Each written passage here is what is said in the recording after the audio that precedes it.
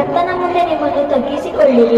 ಕರ್ತನ ಮುಂದೆ ನಿಮ್ಮನ್ನು ತಗ್ಗಿಸಿಕೊಳ್ಳಿರಿ, ಆಗ ಆತನು ನಿಮ್ಮನ್ನು ಮೇಲಕ್ಕೆ ತರುವನು. ಮೇಲಕ್ಕೆ ತರುವನು. ಏನ್ ಬೇರೆ?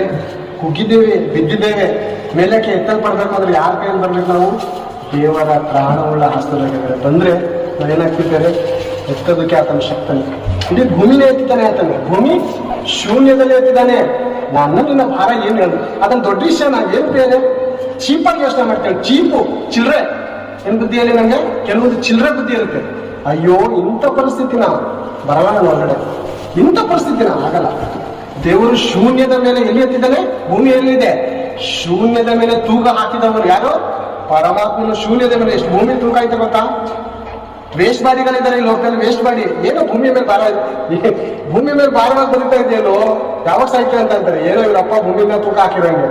ದೇವರೇ ಸಹಿಸ್ಕೊಂಡಿದ್ದಾರೆ. ಇವತ್ತಲ್ಲ ನಾಳೆ ನನ್ನ ಮಗ ಬದಲಾಯ್ತಾನಂತ.